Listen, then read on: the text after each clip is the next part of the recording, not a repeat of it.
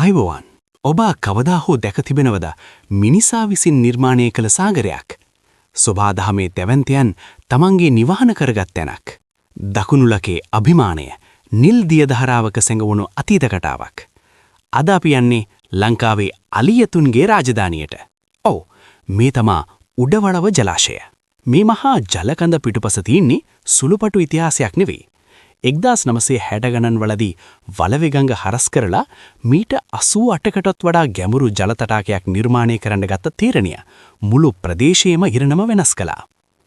1979 වසරේදී ජනතා අයිතියටපත් වුණු මේ යෝධ වේල්ලේ දිග විතරක් කිලෝමීටර් 3.9ක්. අකර අඩි 2,17,000කට අධික ජලකඳක් මේ වේල්ල දරාගෙන ඉන්නේ හරිම ආඩම්බරයෙන්. මෙතන තියෙන තාක්ෂණික නිර්මාණය ගැනත් අපි කතා කරන්න ඕනේ. විශේෂයෙන්ම මේ තිබෙන යෝධ වාන් දොරටු ටෙන්ට් ගේට්ස් පහ මෝසම් වැසි කාලයට මේවා ඇරියනු පිටවන වතුරකඳ හරියට යෝධ දියැලක් වගේ. ඒ වගේම හදිසි ගම් වතුරක් ආවොත් වේල් ආරක්ෂා කරගන්න ස්වභාවික පිටවානකුත් මෙතන නිර්මාණය කරලා තියෙනවා. මේ වයින් තමයි ජලාශය ආරක්ෂාව වගේම පහළ ඉන්න ජනතාවගේ ආරක්ෂාවත් තාවුරු වෙන්නේ. මේ දිය දහරාව දකුණුලකේ දහස් ගණනක් ගොවිබිම් වලට පණ දෙනවා. වී කෙසල් වගේ වගාවන් සරුවට හැදින්නේ මේ දියවර නිසා.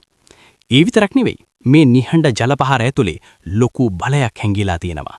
මෙගාවොට් 6ක ජල විදුලි බලාගාරයක් ක්‍රියාත්මක කරමින් ජාතික විදුලි බල පද්ධතියටත් මේ ජලාශය ලොකු දායකත්වයක් ලබා දෙනවා. නමුත් යාළුවනේ උඩවලව ජලාශය හැදෙද්දී ගම්මානසා කැලෑ යට වුණා. අනේ යටවුණු කැලෑවේ මතක සටහන් විදියට තමයි අදටත් අර වතුර මැදින් ඉහළට මතුවලා තියෙන දිරාගේ ගස් කඳන් පේන්න තියෙන්නේ. ඒ දර්ශනය ඇත්තටම හරිම චිත්‍රයක් වගේ. මේ පරිසරයේ දෙන් අයිති වෙලා තියෙන්නේ අලියතුන්ට. ආසියානු අලියතුන් 100 ගණනක් තමන්ගේ පිපාසය සංසිඳවා ගන්නේ මේ ජලාශයෙන්. තවත් විශේෂ දෙයක් තියෙනවා. ලෝක ප්‍රසිද්ධ ඇත් අතුරු සෙවන පිහිටලා තියෙන්නෙත් මේ ආසන්නෙමයි. අනාථ වුණු පුංචි අලිපැටවුන්ට කිරි දීලා රැක බලාගෙන ලොකු වුණාට පස්සේ නැවත මුදා හරින්නේ මේ ජලාශය වටේ තියෙන උඩවලව ජාතික වන උද්‍යානයටයි. ඉතින් මේ ජලාශය කියන්නේ ඔවුන්ගේ ජීවනාලියයි. සංචාරකයන් විදිහට අපි දකින්න මේ සුන්දරත්වය රැකගන්න එක අපේ වගකීමක්. අකර දහස් ගණනක පැතිරුණු මේ මහා ජලකඳ දැන් ස්වභාව ධර්මයේම කොටසක් වෙලා ඉවරයි. මේ වගේ තවත් අපූර්ව තැන් ගැන දැනගන්න එමෙනුයි vlog අපිව ෆලෝ කරන්න අමතක කරන්න එපා. දැනුම සොයන ඔබට සුබ දවසක්.